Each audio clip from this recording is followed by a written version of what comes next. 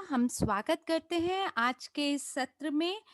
और कृपया करके आप हमें फीडबैक दे दीजिए चैट में अगर आप हमें बेहतरीन रूप से सुन पा रहे हैं।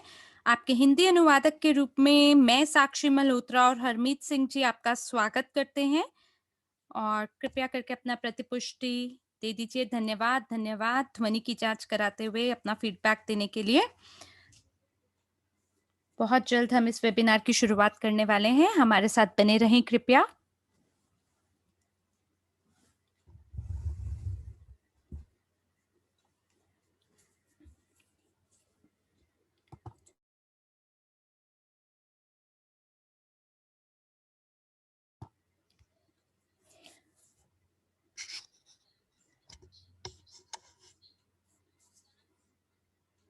मैं आपके सभी प्रतिपुष्टि देख पा रही हूँ, आपके 10 नंबर देख पा रही हूँ, धन्यवाद।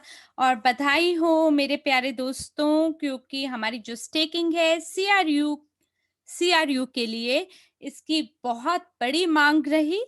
तो आइए अब हम हमारी स्लाइड की ओर ज़रा दृष्टि घुमाते हैं और मैं पूरी कोशिश करूँगी कि जो सबसे प्रज्वलित आपके सवाल हैं और जो दुविधाएँ हैं, उसका मैं उत्तर दे सकूँ आज आपको। जी हाँ, आज का जो दिन था वो बहुत ही बढ़िया था और कई चीज़ों से भरा हुआ था। तो हम लोग my crypto unit back office से हम लोग स्थानांतरण हुआ हमारा ब्लॉकचेन पे और हमने हमारे ब्लॉकचेन वॉलेट को खोला 22 मार्च को। ब्लॉकचेन पे लगभग 176 भागीदार जो हैं सो ब्लॉकचेन पर पहुंचे हैं। केवल 25% लोग ही पहुंचे हैं और यानी कि जो बाकी 3/4 लोग हैं उन्हें तो ये पता ही नहीं है कि हम लोग पहले से ही 2 सप्ताह से ब्लॉकचेन पर आ चुके हैं। और हाल ही में एक ऐसी स्थिति देखने को मिली जब मैं अपनी गाड़ी से ऑफिस को जा रही थी और मेरे को एक फ़ोन कॉल आई जिसका नंबर मैं जानती नहीं थी और फ़ोन मैंने उठाया तो महिला बोल रही थी कि मैं आपकी संरचना में हूँ, हालाँकि मेरे को उनका उपनाम नहीं पता। और उन्होंने बोला देखिए मुझे हमारा पैसा वापस चाहिए क्योंकि हम लोग इस परियोजना में लंबे समय से हैं। तो मैंने उन्हें कहा क्या आप जानते हैं कि हम लोग ब्लॉकचेन पे हैं? क्या आपको पता है कि हमने एक्सचेंज का उद्घाटन किया है और आप टोकन को स्टेक कर सकते हैं? उन्होंने बोला नहीं मुझे तो पता नहीं है। तो मैंने उन्होंने बोला कि यार आप शामिल नहीं होते हैं क्या वेबिनार में? तो उन्होंने बोला कि नहीं मैं तो नहीं होती। तो अभी रूसी कक्ष में 1100 लोग हैं इस समय और हमारे पास अन्य भागीदार अलग-अलग कक्षों में भी उपस्थित हैं। ये भी हो सकता है कि कोई हमें फ़िलहाल यूट्यूब पे लाइव देख रहे हों, लेकिन ज़्यादातर जो लोग हैं, वो समाचार पढ़ते ही नहीं हैं और वो शायद अपना पासवर्ड भी भूल चुके हैं। लेकिन इसमें हमें लगभग 4 साल लगे हैं और जो सबसे धैर्यवान लोग थे, उन्हें अब पुरस्कार मिला है। जो स्टेकिंग योजना थी सीआरयू के लिए, ये लोगों के लिए एक उपहार समान था, उन लोगों के लिए जो कि समाचार पढ़ते हैं और जो कि नवीनतम समाचार कंपनी के उससे खुद को अप टू डेट रखते हैं। मैं 1100 लोग रूसी कक्ष में देख पा रही हूँ और बाकी कक्षों में भी बहुत सारे लोग जुड़े हैं। तो मैं आपसे ये बोलना चाहती हूँ कि कृपया करके जिन लोगों को आपने क्रिप्टो यूनिट कार्यक्रम में आमंत्रण किया था, आप आलस छोड़ के उन्हें फ़ोन करें और उन्हें बोलें कि वो अपनी संरचना को देखें, उनको जगाएँ, उन्हें बोलें कि कृपया करके अतिशीघ्र ब्लॉकचेन पे आएँ। ये बहुत ही मज़ेदार मंच है, जहाँ आपको यूएनटीबी पे मिल सकता है। और जानते हैं क्या? मुझे कुछ लोगों ने ये भी लिखा है कि उन्हें यूएनटीबी पहले ही दिन पे मिल गए। उन्होंने उसको ट्रेड किया एक्सचेंज पे और उन्हें हंड्रेड ऑफ यूएस डॉलर भी मिल गए।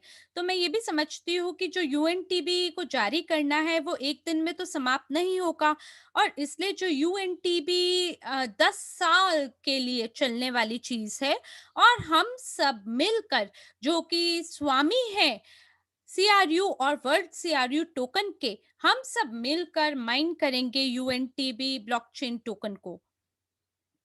और एक और महत्वपूर्ण टुकड़ा जो है समाचार का वो ये है कि बहुत जल्द एक आर्टिकल छपेगा मीडिया में हमारे ब्लॉकचेन के बारे में। और मैं आपको याद दिलाना चाहती हूँ कि जो भी इतिहास रहा है क्रिप्टो करेंसी का अभी तक, हम लोग उसमें सक्षम हुए हैं सबसे बड़ा ईओस का मंच को आगे बढ़ाने में। तो जो ईओस है उसमें 2.5 मिलियन क्रिप्टो वॉलेट अकाउंट है जो कि ईओस पे आधारित हैं। लेकिन हमारे पास 9 लाख खाते पहले से ही जुड़ गए हैं, वो भी 2 सालों के अंदर। जो हमारा समुदाय है, हमारा जो कार्यक्रम है, वो किसी तरह से सक्षम हो पाया कई लोगों को अपने साथ जोड़ने में। और जहाँ तक आप प्राइवेट ब्लॉकचेन जो कि ईओस पे आधारित है, उसके स्केल के बारे में बात करते हैं, तो हमारे से मिलता-जुलता या हमारे बराबर इतिहास में आज तक कोई हुआ ही नहीं है। अगले सप्ताह बहुत सारे आर्टिकल प्रकाशित होंगे, बहुत सारी चीज़ें छपेंगी, क्योंकि मीडिया हमारी सफलता के बारे में जानना चाहते हैं। और मेरा मानना है कि टोकन का तो मूल्य जो है वो आकाश को छुएगा, क्योंकि ये जो हमारा एक्सचेंज है, हमें देखिए बिल्कुल अनुमति नहीं है कि मैं ये बोल सकूँ कि ये हमारा एक्सचेंज है, कि हमारा ब्लॉकचेन है या हमारा एक्सचेंज है, हम ऐसा नहीं बोल सकते। लेकिन देखिए ये शुरुआती एक्सचेंज है और मैंने आपको पहले भी चेतावनी दी है पिछले वेबिनार में कि जो शुरुआती दिन होंगे एक्सचेंज के, उसमें थोड़ा अराजकता हो सकती है, यानी उसमें थोड़ा उतार चढ़ाव हो सकता है। तो बहुत बड़े बड़े डिपॉजिट आप ना करें, बहुत बड़े बड़े जो राशि है क्रिप्टो करेंसी की उसको आप ना टॉप अप करें या बड़ी मात्रा में सीआरयू को ना भेजें। और ऐसी उम्मीद ना करें कि आप एकदम से ही अमीर और समृद्ध हो जाएंगे तुरंत, नहीं, ऐसा नहीं है। क्योंकि ये फिलहाल अभी भी उसी चरण पे है जहाँ पे इसका उद्घाटन हो रहा है। कुछ त्रुटियों का सामना करने को हमें मिल सकता है। और कई बारी देखिए लोग जो है मेमो के बारे में लिखना ही भूल जाते हैं। और फिलहाल लो वॉल्यूम है एक्सचेंज में और कुल मिला के 5 बिटकॉइन ट्रेड किए जाते हैं। और अगर कोई आधे बिटकॉइन को डिपॉजिट करता है तो वो सारे बाजार को एक तरह से खा लेगा। और इसलिए हमें धीमे-धीमे जो हमारी वॉल्यूम है हमें उसे बढ़ाने की ज़रूरत है।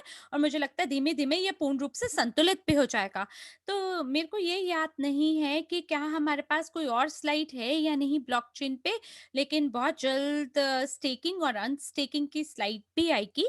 तो देखिए जब आप अनस्टेक करते हैं सीआरयू को यूएनटीबी के लिए, तो ये आपको लगभग 72 घंटे का समय लेने को कहेगा। तो यानी जो अपडेट है 2 बजे 2 पीएम दोपहर में, तो वो लास्ट थे। और स्टेकिंग में 72 घंटा लगता है। कई लोगों को विलंब हो गया।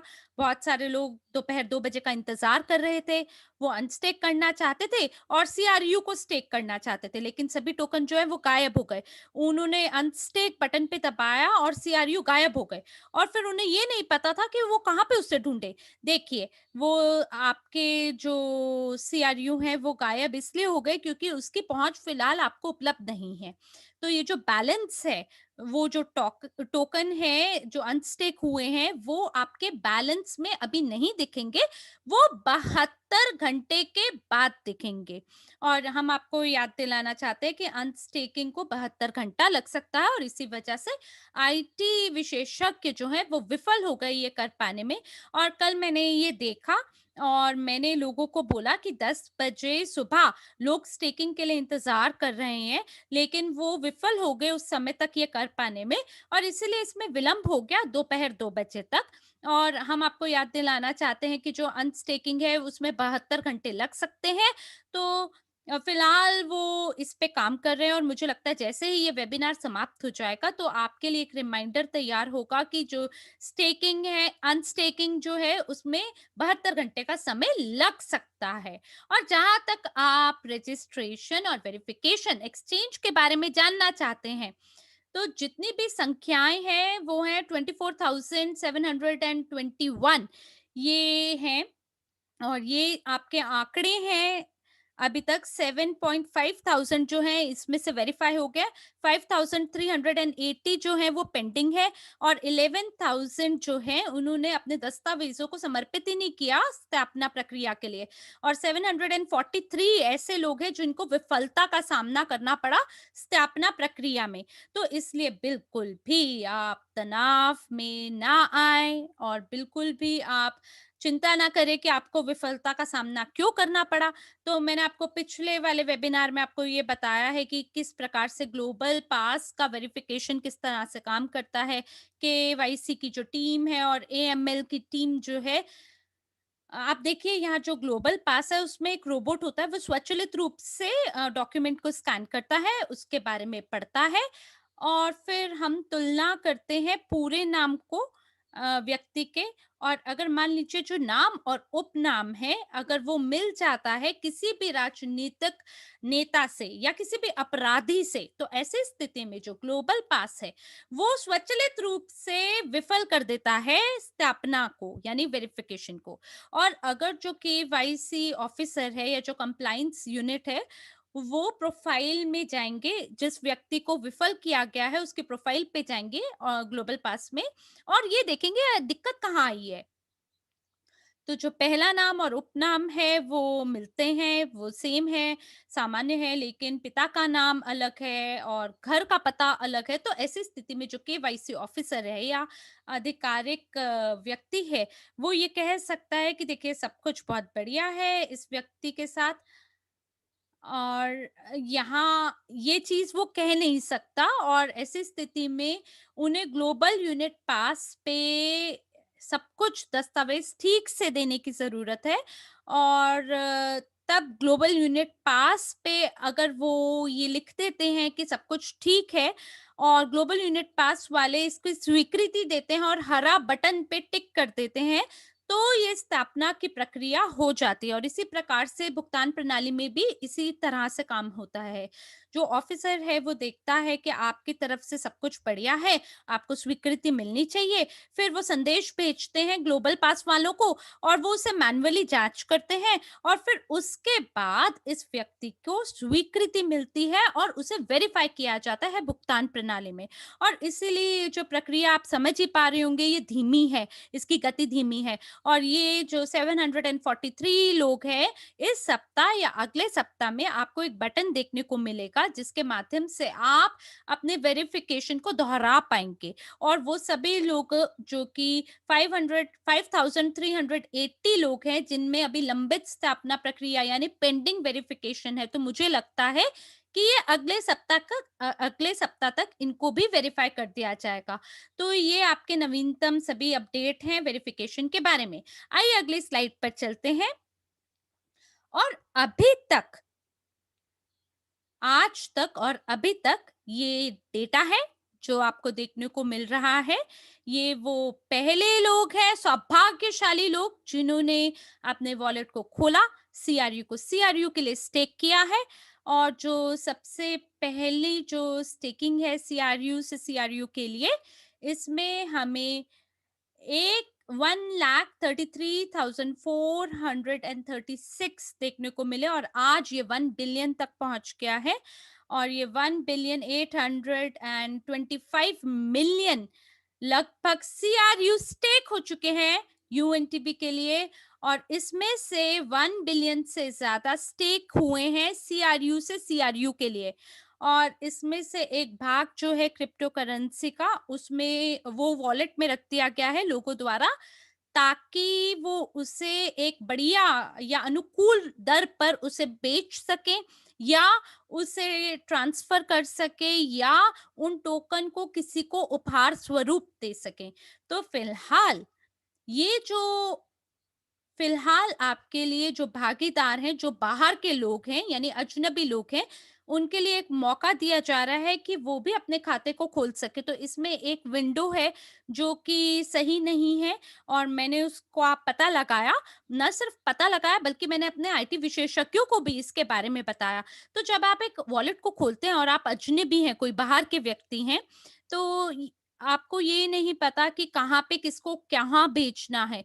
तो जो अकाउंट CRU है, क्रिएट ICC, तो आपको अगर इस अकाउंट में 240 यूएनबी को भेजना है एक मेमो के साथ, लेकिन जो मेमो है एक्सचेंज पे वो लंबा होता है, और यहाँ पर जो मेमो है वो आपका नया वॉलेट है,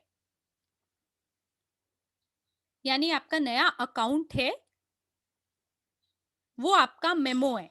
और मैंने आईटी विशेषज्ञों को बोला है कि इसको बदल दीजिए ताकि यहाँ पे स्पष्ट हो जाए सारी चीज कि हमें कहाँ क्या भेजना है। और ये एक फील्ड है मेमो का, जिसको आज नहीं तो कल में बदल दिया जाएगा, और वो सभी भागीदार जिनको एक दूसरा वॉलेट चाहिए, ये बिल्कुल स्पष्ट है कि वो सभी लोग जो कि बाहर के हैं। और एक एक बटन देखा क्या, बटन पे लिखा है क्रिएट, और लोग जो है बड़ी तीव्र गति से दूसरे वॉलेट को खोलना चाहते हैं, और मैं जानती हूँ कि आप लोगों का दिमाग गर्म है। आपको लगता है दुनिया दौड़ रही है, तो हमें भी उनके साथ दौड़ना है। लेकिन मेरे को ये बताइए कि बहुत सारे वॉलेट खेलने की तुक क्या बनती है, या मतलब क्या बनता है? तो मैं जानती हूँ कि हमारे पास बहुत सारे लोग हैं, क्योंकि हमने देखे हमारे परिवार के लोगों को, माताजी, पिताजी, हमारे बच्चे, इन सभी को हमने पंजीकृत कराया, उनके खाते खुले हुए हैं। हमारे पास बहुत सारे खाते हैं, और फिर भी लोग जो हैं जल्दीबाज़ी कर रहे हैं एक और वॉलेट को खोलने के लिए। तो देखिए, अगर आपकी जो संख्या है सीआरयू की, अगर वो 1 मिलियन से ऊपर है, तो आप इसे स्वैप कर सकते हैं बहुत सारे वॉलेट में। लेकिन अगर आपको पीयर टू पीयर ट्रांज़ैक्शन करना है, और अगर आपको डर लगता है कि कोई आपको चोरी ना कर ले आपकी, तो आपको छोटे-छोटे अमाउंट में ये करना चाहिए। पर देखिए फ़िलहाल तो पीयर टू पीयर कोई ट्रांज़ैक्शन हो ही नहीं रहा। मैंने आपको 2016 का एक उदाहरण दिया था, जब बिटकॉइन को बेचा जाता था। जब आप कैफ़े में हैं और किसी के साथ एकाएक बैठक में बैठे हैं, और या चर्चा कर रहे हैं, पर देखिए अब सब कुछ ऑनलाइन होता है, अब यहाँ पे एक्सचेंजेस भी ऑनलाइन होती हैं। और मैं जानती हूँ कि पीयर टू पीयर एक्सचेंज का ब्लैक मार्केट हमारे भागीदारों ने शुरू किया हुआ है, और वो इसका लाभ उठाते हैं एक वॉलेट से दूसरे वॉलेट में टोकन को ट्रांसफर करते हुए। तो इस स्लाइड पे अब हम बात करेंगे एक्सचेंज के बारे में। जो पहले दिन रहे हैं आपके ट्रेडिंग के, और उसमें हमारा क्या अनुभव रहा है। तो जैसे कि आपको पहले भी बताया गया है कि हमारे जो भागीदार हैं, वो सभी चार्ट्स को देखते हैं एक्सचेंज पे, और कुछ भी उन्हें समझ नहीं आता। पहले तो वो टॉप अप करते हैं, फिर वो विड्रॉ करते हैं। तो एक चुटकुला है बंदर के बारे में, कि जो जानवरों का राजा है, यानी शेर, उसने ये निर्णय लिया कि वो सभी लोगों को स्मार्ट और ब्यूटीफुल, यानी खूबसूरत और होशियार के बीच में विभाजित करने की ज़रूरत है, क्योंकि और ऐसे में जो बंदर है, उसको वो बड़ा भ्रमित हो गया। उसने कहा क्या मैं अपने शरीर को 2 हिस्सों में तोड़ दूँ? क्योंकि मेरा एक भाग, मैं खूबसूरत भी हूँ और होशियार भी हूँ। तो इसी तरह से हमारे भागीदार भी हैं। वो सोचते हैं कि हम लोग बड़े होशियार हैं, और उन्हें ये नहीं पता कि किस बटन को क्लिक करना है। और ये जो पीयर टू पीयर एक्सचेंजेस हैं, वो लोगों को काफ़ी ज़्यादा तनाव में डालता है, और वो कहते हैं टेक्निकल सपोर्ट तो काम ही नहीं कर रही, कुछ भी बढ़िया तरीके से चल नहीं रहा है। देखिए, ये सच है कि जो हमारी तकनीकी समर्थन सेवा है, वो ये जो बोझ है इसे सहन नहीं कर पा रहे। उन्हें ये भी नहीं पता कि इन सवालों का जवाब देना है। वो आपके भुगतान प्रणाली के बारे में उत्तर देते हैं, यूजीपे बैक ऑफिस के बारे में बात करते हैं, एक्सचेंज, ब्लॉकचेन के बारे में उत्तर देते हैं, और कई ऐसे लोग हैं जो कि अपने वॉलेट को खोलने में असुविधा जिनको लगती है, उसमें भी हम आपको समर्थन सेवा से सेवा देते हैं। और कई ऐसे भी भागीदार हैं जो कि अपने सीड फ्रेज को ठीक से नहीं डाल पाते हैं, और इसी वजह से जो समर्थन सेवा है उनमें बहुत ज्यादा तनाव है, और वो सभी एक्सचेंज के बारे में आपको उत्तर नहीं दे पा रहे हैं। तो हमने देखिए सूची का निर्माण किया है, जो कि अधिकतर आपसे पूछे जाते हैं, और मेरे को लगता है कि सोमवार तक ये जो सूची है इसको प्रकाशित किया जाएगा एक्सचेंज की वेबसाइट पे। तो मुझे क्या करना चाहिए अगर मेरा मेमो से मैं चूक गया हूँ, या ट्रांजैक्शन जो है, लेन-देन जो है, अगर वो प्राप्त नहीं किया गया है तो?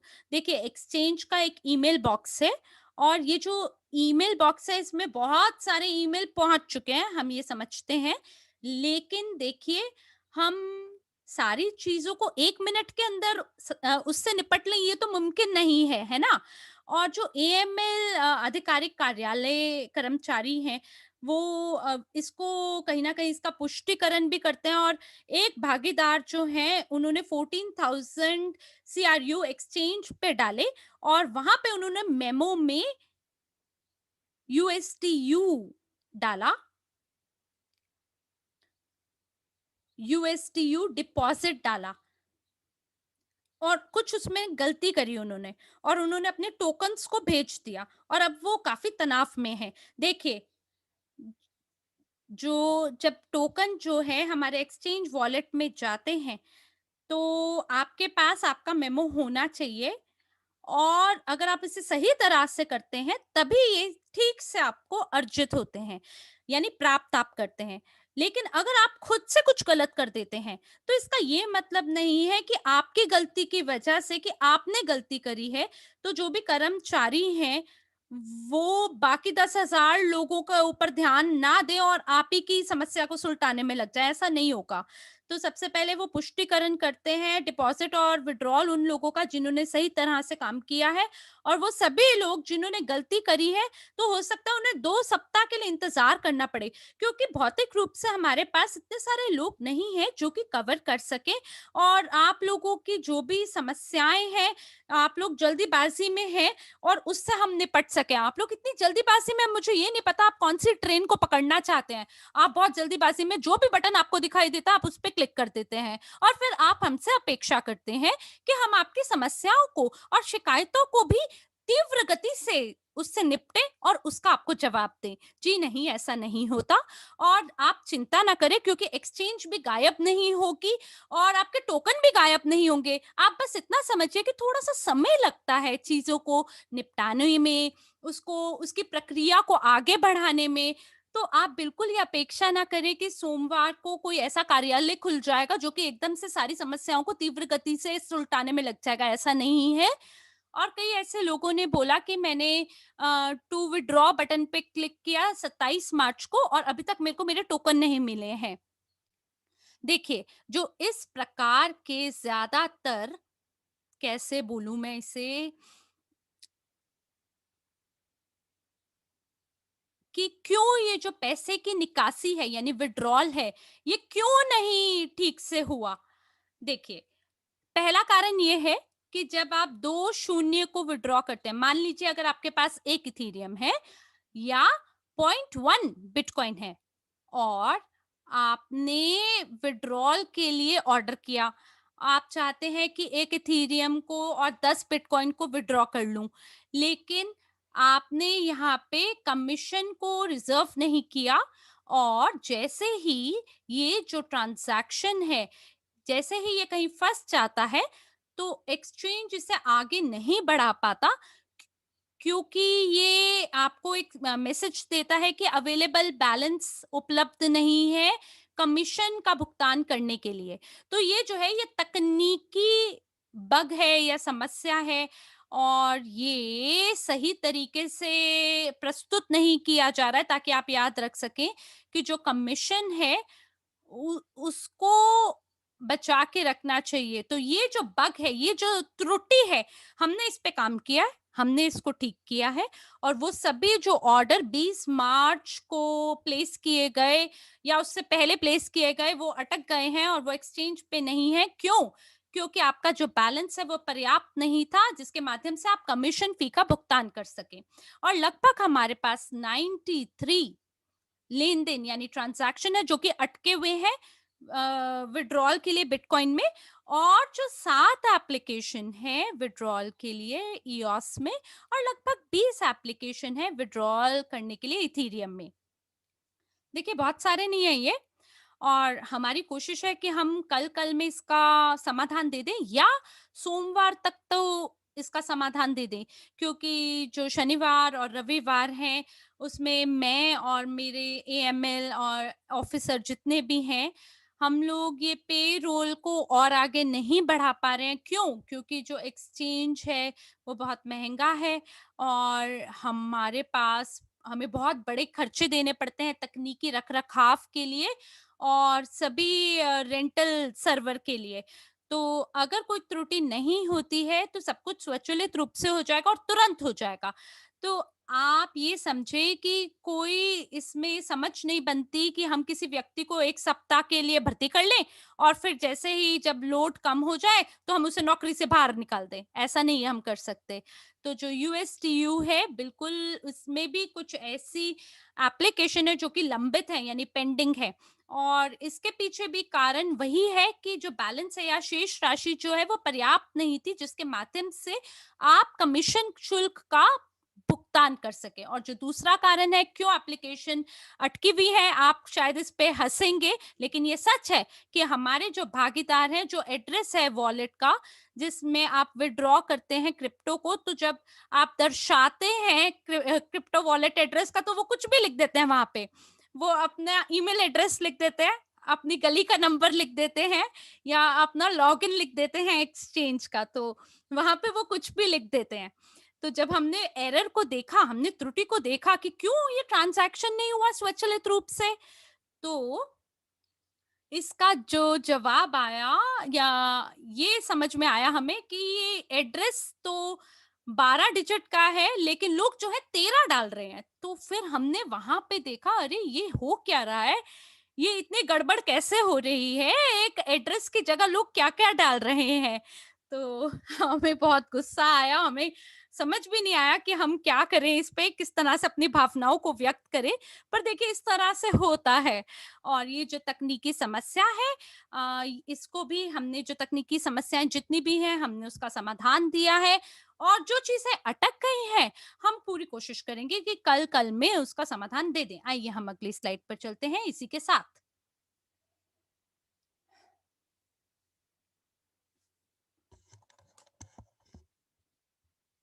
तो अब हम बात करेंगे सीमाएँ और कमीशन के बारे में।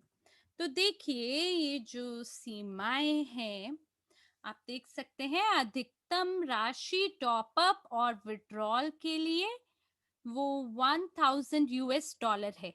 जी हाँ, हम समझते हैं कि ये जो राशि है ये कम है और ऐसा हो सकता है कि हम लोग का जो वॉलेट है वो किस तरह से काम कर रहा है, बढ़िया है या नहीं उसकी जाँच करेंगे। अगर बड़ी-बड़ी मात्रा में अगर लोगों ने विथड्रॉल किया, तो जो वित्तीय नुकसान लोगों को होगा, वो ज़्यादा हो सकता है बजाय उसके जो अगर आप छोटे अमाउंट में ट्रांज़ैक्शन करते हैं। मान लीजिए कि अगर कोई व्यक्ति इथेरियम पे ऑर्डर प्लेस करता है, तो ऐसी स्थिति में अगर एक्सचेंज रेट बदल जाता है और अगर भागीदार कहता है कि मेरे को तो नुकसान हो गया,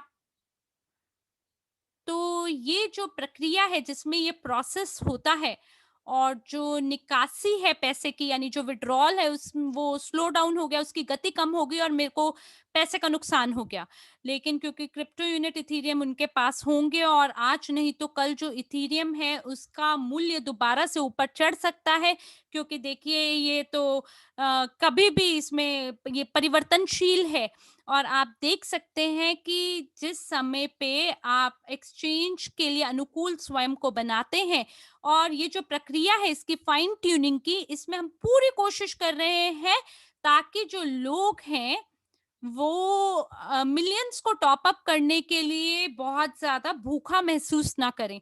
तो जो लिमिट्स हैं हम इसको बढ़ा देंगे, शायद हो सकता है कि पहली अप्रैल से ये जो सीमाएँ हैं टॉप अप के लिए और विथड्रॉल के लिए ये सीमाओं को हम बढ़ा दें।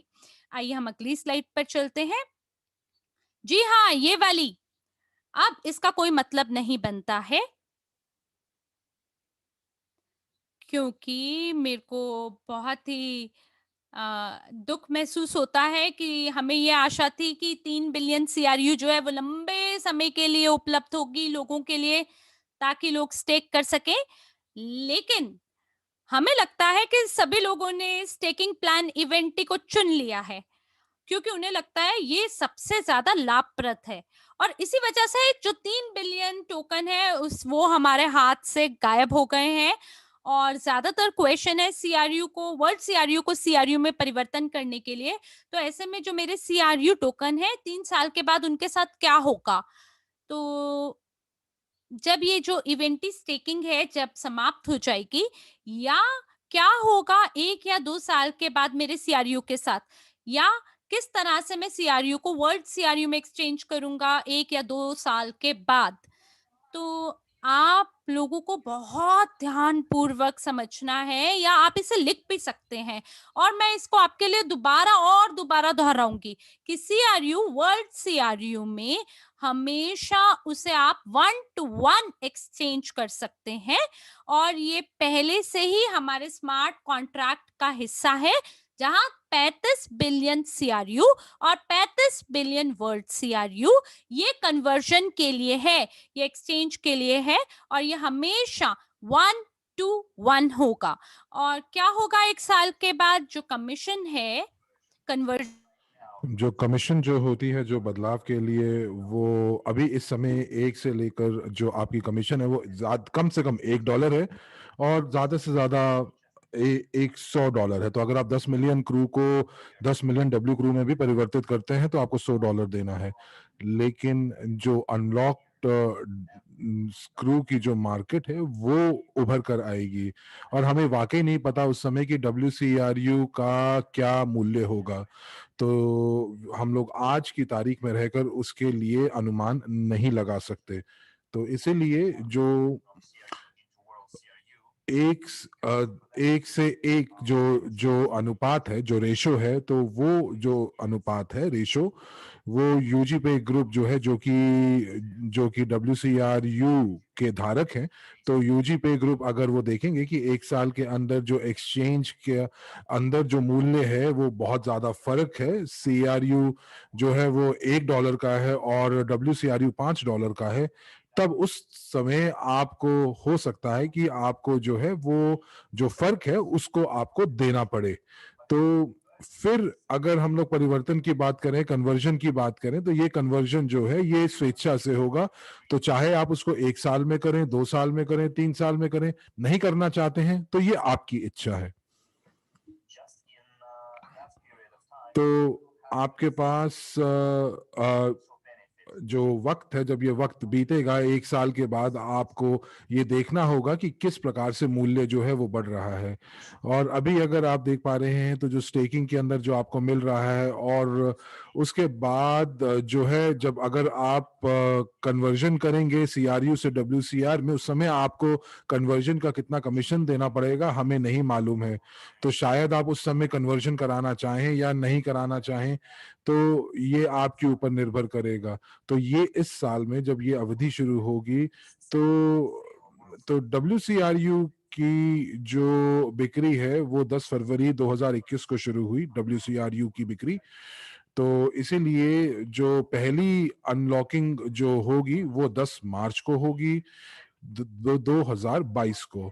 तो 1 साल और 30 दिन के बाद, तो ये वो साल होगा जब हम लोग देखेंगे कि कि अनलॉक्ड WCRU का क्या मूल्य है एक्सचेंज के ऊपर। फरवरी और मार्च 2022 से पहले हम वाकई नहीं बता सकते कि आगे क्या होने वाला है WCRU के साथ, उनका उनका मार्केट मूल्य क्या होने वाला है। तो इस समय तो ये जो टोकन है ये तो कंपनी ही निर्धारित कर रही है कि वो कितने के ऊपर बेचना चाह रही है। आइए अगली स्लाइड के ऊपर चलते हैं। तो यहाँ पर आप लोगों से एक बहुत बड़ा अनुरोध किया जा रहा है। तो लोगों ने प्रशिक्षण वीडियो नहीं देखा और एक्सचेंज में वो सीधा लेन देन करने पहुंच गए, और मुझे आशा है कि ये जो ट्रेनिंग वीडियो जो हम लोगों ने रिकॉर्ड किया था वो आपके लिए किया था, लेकिन मुझे लगता है कि हर कोई यही चाह रहा था कि ये मैं आपको दिखाऊं। लेकिन दीना जो कि समर्थन सेवा से हैं, सपोर्ट टीम से हैं, और हम लोगों ने अपनी नींदें खो दी हैं, हम लोग हर समय काम कर रहे हैं। लोग हमसे फोन करके बोलते हैं कि कुछ गायब हो गया, कुछ मिल गया। तो दोस्तों, वाकई इस समय एक्सचेंज में कैसे लेन देन किया जाना चाहिए, वाकई मुझे वीडियो का नहीं पता है। यदि हमारे पार्टनर्स के पास ये जानकारी है कि किस तरह से लेन देन करना है एक्सचेंज के अंदर, तो वो जरूर इस वीडियो को बनाकर हमें भेज सकते हैं। तो ये जो वीडियो हैं एक्सचेंज के प्रशिक्षण के अंदर, तो आपको क्या नहीं करना है उन वीडियो के अंदर। तो मार्केट जो है वो इस समय तक पूर्ण रूप से बनी नहीं है, तो आप मार्केट ऑर्डर जो है वो मत लगाइएगा। तो मैं फिर कहूंगी कि आप मार्केट ऑर्डर मत लगाइएगा, क्योंकि इस समय मार्केट जो है वो बहुत असंतुलित है, और वो वाकई हम इस समय नहीं बता रही हैं कि जो जो भी मूल्य सही होना चाहिए वो नहीं अंकित कर रही हैं। और यदि जब लोग मार्केट प्राइस के ऊपर बोली लगाते हैं, तो ये हो सकता है कि उनको बहुत ज्यादा महंगा या बहुत सस्ते में उनको बेचना पड़े। जैसे कि अगर आप कोई ऑर्डर लगाते हैं, जैसे आप इथेरियम के ऊपर आप $200 या $700 के ऊपर अगर आप इथेरियम को खरीदने के लिए बोली लगाते हैं, तो और लोगों को जब ये नहीं पता कि ये जो ऑर्डर बुक को कैसे पढ़ते हैं, जो कि दाहिने हाथ के ऊपर होती है, वो वहां पर एक 1.5 एथीरियम लगा देते हैं मार्केट प्राइस के ऊपर, और वो $100 पे बिक जाता है। तो मुझे याद है कि वो चैट के अंदर वो महिलाएं जो थी, वो $100 के अंदर जो है उन्होंने इथेरियम जो खरीदा है वो हमारे इथेरियम हमें वापस कर दें। तो ऐसा नहीं होता, ये एक्सचेंज है। तो उन्होंने क्या किया, उन्होंने एक एक्सचेंज की जो जानकारी है या जो प्रशिक्षण है, जो मार्केट ने जो प्रशिक्षण उनको दिया वो $3,000 में दिया है। तो आज भी एक उदाहरण हुआ था, किसी ने आज बेचने के लिए एक ऑर्डर लगाया, बिटकॉइन को $1,000 के ऊपर डाला, और उन्होंने उस समय $5 का लगाया था कि वो बिटकॉइन $5 का था, लेकिन उन्हें $1,000 का उन्होंने लगा दिया। तो लोगों के पास कुछ और नहीं था, तो उन्होंने मार्केट मूल्य लगाया और मार्केट पे बोली लगाई, तो जो $5 का था वो $1,000 उन्होंने खरीद लिया। कितना बड़ा नुकसान है। तो यहाँ पर जो ये लोग हैं, ये लोग हमेशा आशा करते हैं कि वो ऐसी चीजें करेंगे और जो नौसिखिए हैं वो इसके अंदर फंस जाएंगे, तो इस हिसाब से वो अपने पैसे जो हैं वो गवा रहे हैं।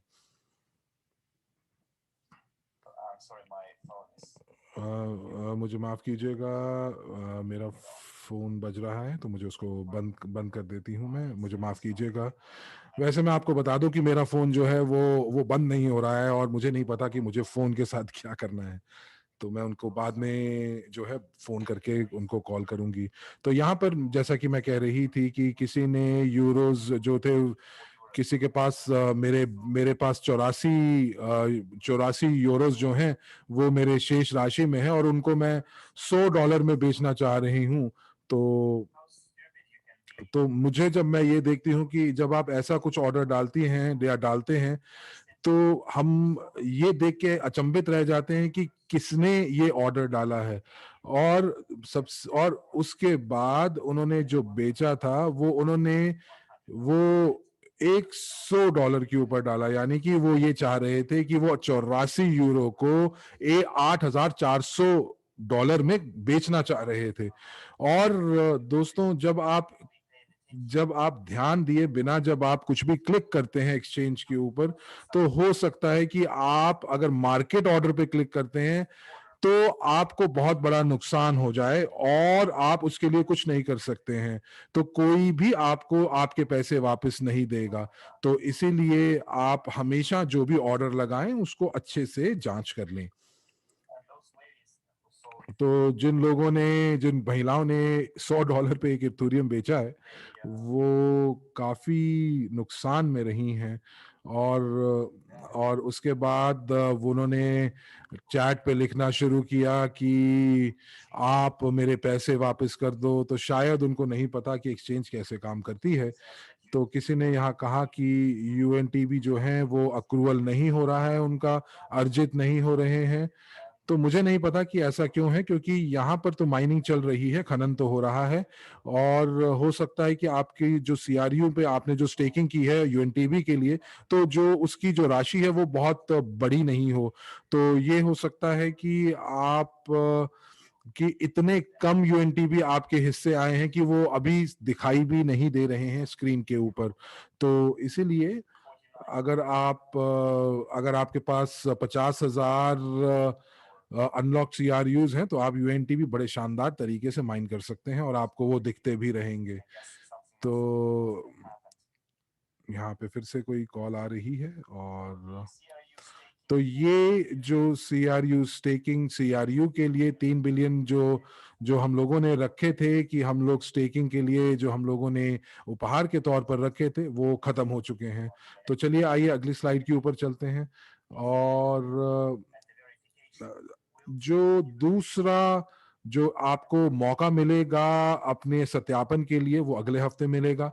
तो जो लोग पहली बार सत्यापन करने की कोशिश करेंगे और उनको पहले प्राथमिकता दी जाएगी, और जो दूसरी बार सत्यापन करने की कोशिश करेंगे तो उनको बाद में नंबर उनको दिया जाएगा। तो फिर भी अगर आप एक्सचेंज के ऊपर अगर आप लेन देन करना चाहते हैं तो वो $500 तक के लिए सीमित है। धीरे धीरे इसको हम आगे इसको और ऊपर बढ़ाएंगे। जी हाँ, और बहुत सारे जो लीडर्स हैं हमारे, वो दुबई के लिए जा चुके हैं या कुछ तैयारी कर रहे हैं, और बहुत बड़ा समारोह एवरेज समिट 2021 जो है वो दुबई में होने वाला है। और यदि आप हमारे सभी लीडर्स को लाइव देखना चाहते हैं और आप जानना चाहते हैं कि अगले साल हमारी कंपनी क्या क्या योजनाएं बना रही है, तो आपको टिकट जरूर खरीद लेनी चाहिए। आपको अपनी पहुंच इस ऑनलाइन इवेंट तक जरूर बना लेनी चाहिए। और ये 28 मार्च तक 80 यूनिट्स तक रहेगी इसकी लागत, लेकिन 28 मार्च के बाद 100 यूनिट तक की हो जाएगी। तो 2 सत्रों में इसको विभाजित किया जाएगा। पहला सत्र जो है वो 10 से 2 बजे तक होगा, और उसके बाद 4 बजे से लेकर 8 बजे तक होगा। ये दोनों समय जो है मॉस्को समय के अनुसार होंगे। और जो ये आपका कार्यक्रम है ये बहुत बहुत ही बढ़िया है और काफी गहराई में किया गया है।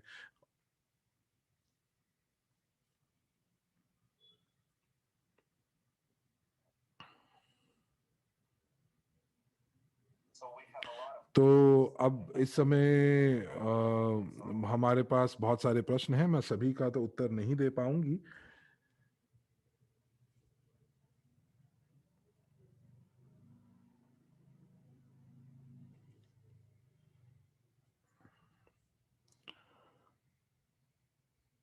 दोस्तों माफ कीजिएगा, अंग्रेजी कक्ष से आवाज आनी बंद हो गई है। तो आ, तो यहाँ पर आवाज आनी शुरू हुई है। तो जो वक्त मैंने आपको बताया वो ठीक नहीं है समिट का। तो हम लोग शुरुआत करेंगे 11 बजे सुबह मॉस्को टाइम से, और उसके बाद अगले दिन 12 बजे रात्रि तक हम लोग इस समारोह को करेंगे, और ये जो है 2 सत्रों में होगा। तो किसी ने यहाँ पर पूछा है, एक बहुत अच्छा प्रश्न पूछा है, और वो ये है कि यहाँ पर जो है ब्लॉकचेन के ऊपर कुछ भी अनलॉकिंग नहीं हो रही थी। जी हाँ, ये दिक्कत पहले थी, लेकिन इसका अब निवारण कर दिया गया है। आपको रिफ्रेश बैलेंस आपको करना पड़ेगा, बटन दबाना पड़ेगा, तो वो सब ठीक हो जाएगा। तो तो मैं आपको जो है वो आपको मैं बता देता हूँ, जो समारोह का जो वक्त है वो मैं आपके लिए चैट पे डाल रहा हूँ। और हाँ, तो जब आप वॉलेट में नहीं होते हैं तो आप अपना वॉलेट एड्रेस जो है जब आप सर्च में डालेंगे तो आपको अपने वॉलेट के बारे में जानकारी मिल सकती है, और उसके साथ साथ आपको जो मिलती है वो कॉन्ट्रैक्ट कॉल्स भी देख सकते हैं। तो कॉन्ट्रैक्ट कॉल्स, और आप उसको उसके लिए आपको बाहर जाना पड़ेगा और उसके बाद आपको सर्च करना पड़ेगा। और यदि आप अपना वॉलेट एड्रेस वहां जाते हैं तो आपको सारा का सारा जो समय सारिणी है वो दिख जाएगा कि कब आपको अगले अनफ्रोजन सीआरयूज मिलेंगे। तो अगर आप समझेंगे तो ये इसको इस प्रकार समझिए कि यदि आपकी अनलॉकिंग जो है वो 19 फरवरी को अगर आपने शुरू किया है, तो इसका मतलब 30 दिन के अंदर आप जो है आप उसको फिर से रिफ्रेश कर सकते हैं, और आपको दोबारा से आपके अनलॉक सीआरयूज जो है वो मिलेंगे। तो तो अगर आपने कॉन्ट्रैक्ट जो कॉल्स हैं वो तो ये इसका मतलब ये है कि अगर वो पेंडिंग दिखा रहा है तो अभी 30 दिन पूरे नहीं हुए हैं अनलॉकिंग के लिए। तो कई बार ऐसा भी हो सकता है कि ये जो क्रू हैं जो अनलॉक्ड हैं वो आपके बैक ऑफिस के अंदर तो आ जाएं लेकिन क्रिप्टो वॉलेट में ना आए, तो वो थोड़ी सी देर लगती है सिंक्रोनाइजेशन के अंदर। आप कॉन्ट्रैक्ट कॉल्स के अंदर जाइए वॉलेट के बाहर, और उसके बाद आपको सारी की सारी जो तिथियां हैं वो दिख जाएंगी कि किस तारीख को कब कितना अनलॉक हुआ या होगा। तो बहुत सारे लोग जो हैं वो शिकायत भी कर रहे थे कि ये चीज उनको नहीं दिख रही है, लेकिन अब मैंने आपको इसका समाधान बता दिया है। एक और जो प्रश्न जो सभी के लिए आ रहा है कि ये जो सीआरयू है वो डब्ल्यूसीआरयू में कब परिवर्तित होगा। देखिए, अच्छा प्रश्न है, लेकिन मुझे अभी तक इसका उत्तर नहीं पता है। हम लोग पूरी कोशिश कर रहे हैं, उम्मीद कर रहे हैं कि ये 1 अप्रैल को हो जाएगा, लेकिन अ, आज मैंने जो देखा है और मैंने देखा है कि वो कितना तैयार हुआ है, ये जो एप्लीकेशन है, ये जो फंक्शनैलिटी है, ये कितनी तैयार हुई है, तो मुझे लगता है कि अभी अनलॉक्ड सीआरयू को आप अनलॉक डब्ल्यूसीआरयू में कर सकते हैं। पर मैंने फिर अपने डेवलपर को बोला कि ये जो लोग हैं हमारे, वो सीआरयू को, अनलॉक सीआरयू को डब्ल्यूसीआरयू जो लॉक्ड है उसमें परिवर्तित नहीं करेंगे। तो उन वो क्रू को ही क्रू में जो है वो करेंगे, और वो उनको यूएनटीबी जो है उनको प्राप्त होगा। और डेवलपर्स जो थे उन्होंने इस बारे में नहीं सोचा था और उनको ये नहीं मालूम था कि ऐसा भी हो सकता है, और इसीलिए उन्होंने मुझे जो एक वक्त था कि ये कब तक ये ऐसा देंगे, तो मैंने उनसे पूछा कि 5 अप्रैल, 10 अप्रैल या 15 अप्रैल तक। तो उन्होंने मुझसे कुछ समय मांगा है, और शायद उसके बाद वो मुझे बता पाए या कल मुझे बता पाए कि उनको कितना समय लगेगा।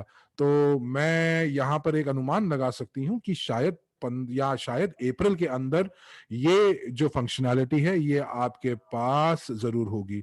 मैं यहाँ पर थोड़ी सी परेशान हूँ, जो मुझे बार बार कॉल कर रहे हैं, ये शायद मेरी आईटी की टीम है जो उनको नई दिक्कत आ रही है। तो दोस्तों, आपको 30 मार्च को मैं समिट में फिर मिलूंगी। आपके ध्यान के लिए धन्यवाद, और इसी के साथ मैं आपसे विदा लेती हूँ। धन्यवाद।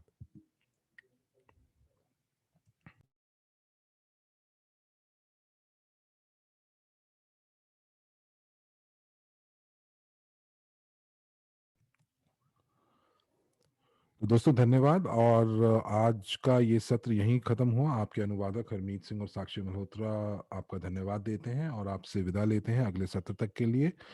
शुभ रात्रि, शब्बा खैर।